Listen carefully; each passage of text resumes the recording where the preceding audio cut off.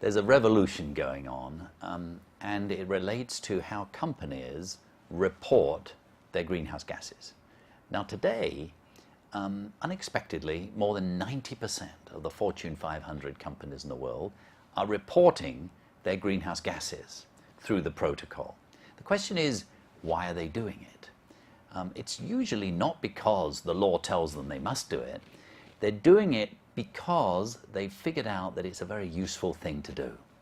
It's a valuable diagnostic tool, and research is showing that actually your greenhouse gas emissions are indicative of where you can improve efficiency of your operations. And so there's a lot of literature now that is based upon companies that are doing this. So companies throughout the world now that are choosing to do this, and having measured their greenhouse gases, they're choosing to reduce their greenhouse gases, not only because they want to be good global citizens, but because they want to improve their efficiency and therefore their bottom line. Now, some companies don't measure greenhouse gases at all, and I would encourage you to enter the Scope 1 team and start straight away. And as you start doing that, you'll realize that actually this is a really useful exercise. It can mobilize enthusiasm throughout the whole company, and you actually can start getting real champions for change and champions for energy efficiency and other improvements in the corporation. Now, for others of you, you're already doing Scope 1 or Scope 2.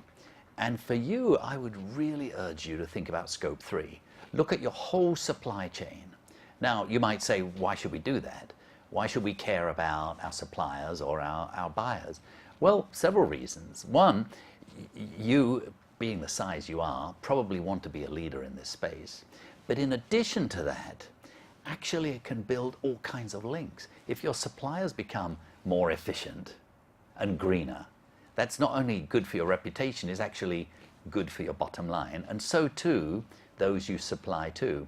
So this is a revolution underway. I sit on several corporate advisory boards such as IKEA worldwide, and companies like that or Unilever or Walmart are discovering that by looking across the whole value chain, it is changing their entire business for good. There's another reason why you might want to engage in Scope 3, and that is because it builds sort of really innovative partnerships throughout the entire supply chain, and ideas that perhaps your staff haven't really thought about yet will suddenly come to the fore, and you'll act upon them, and the entire supply chain will become more effective. Now, you might be saying, why should we do this at all? After all, in India, we don't have rules or laws that say we must do it.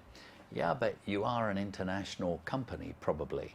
And you may want access to all kinds of financing. You may want to engage in international relations that do require you increasingly to do this. And you don't know how the rules are going to change in this country. So given that it's good for the bottom line, and given that over 90% of the Fortune 500 companies are choosing to do this because it is good for the long-term business, I would encourage you to do the same.